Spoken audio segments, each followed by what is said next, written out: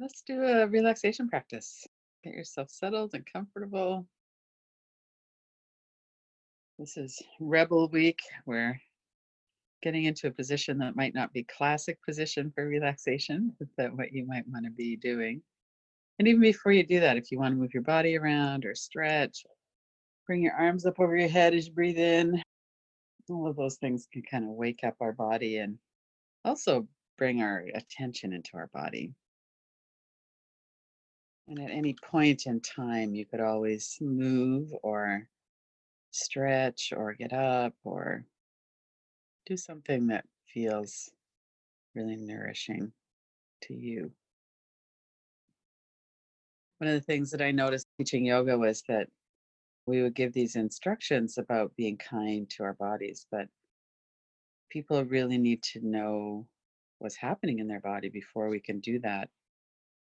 And so these practices of being present in our body, the direct perception practices as well, noticing right now what are the sensations in my body. What does it feel like to have air flowing into my nose and then back out? It's warmer. Those practices really help us to know our experience, our direct experience.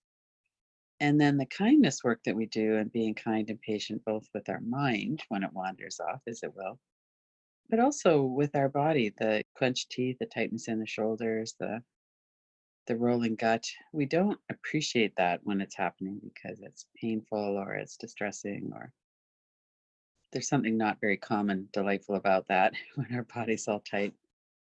But it's a signal and it's an expression of our unconscious mind. Our bodies are very much linked to the unconscious mind and the trauma that we store in our bodies. Just as we become present, all of those factors are at play. How much we're able to be in our body and to notice what's happening in our body, what our relationship is with that. And can we have a patient, kind, loving relationship with our body and with our mind, with the whole body mind system? So, as you're getting settled and noticing how your body is positioned, and what are the feelings in your body, notice that. What's your relationship with your experience and with your body mind?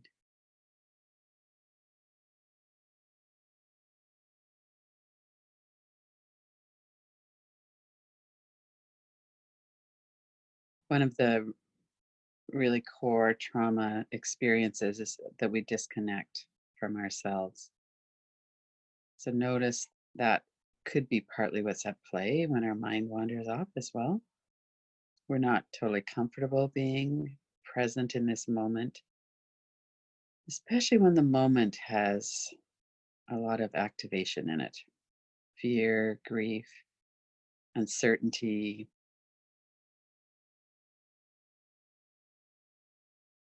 Living in the time of a global pandemic really means our nervous system is disturbed.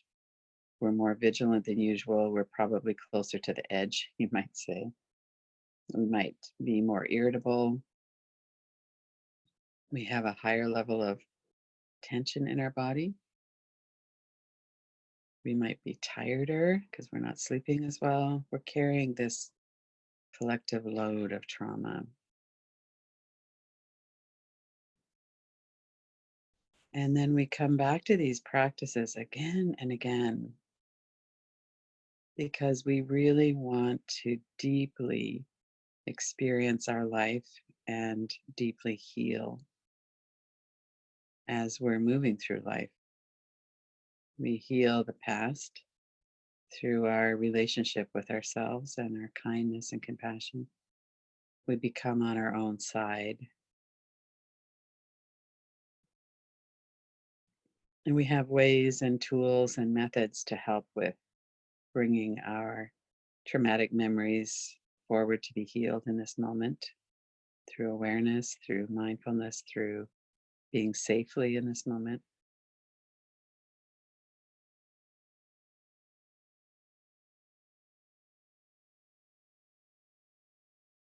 There's a long, complex journey back to ourselves to heal that disconnection.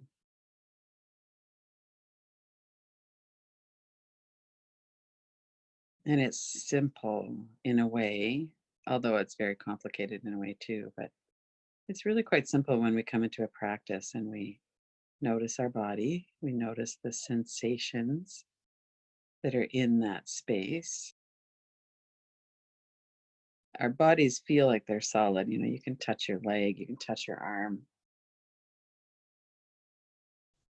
The structure of our nose gives the air a channel to flow through. So there is some solidness.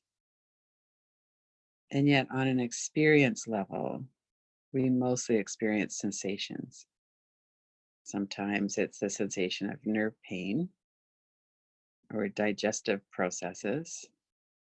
We can always tune into the feeling of air in the nose or the air on our face, the temperature.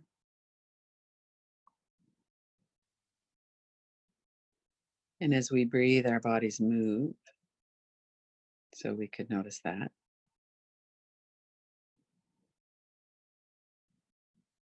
And if you were to move your head to the side, you would notice a whole different set of sensations as the muscles stretch, or maybe you notice that there's a tightness there. And then we bring our head back to center. Let your shoulders soften and relax.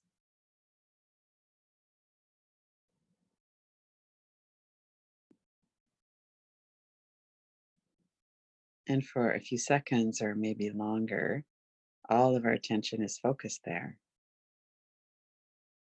We breathe in and we breathe out, and the body softens a bit more.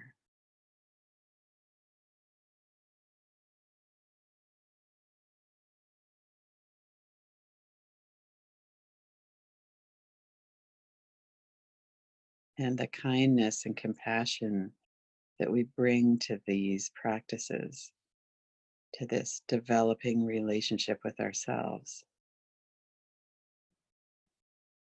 are what allows us to welcome whatever it is that's here. And it allows the parts of us that have been suppressed or judged or shamed or pushed inside to develop some hope and optimism and trust that we actually do want to get to know all of ourselves. We want to get to know that restlessness in our legs as well as the warm glow of the love in our hearts, that scared child that's needing reassurance.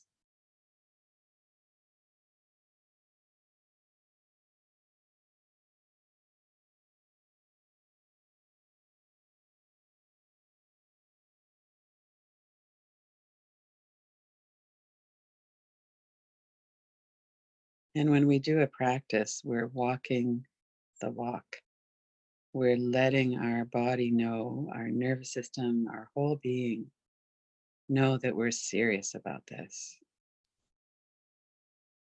It's safe for us to be present, that we're interested, and that we know that we can survive being present in our own life. That is a huge, huge thing to know.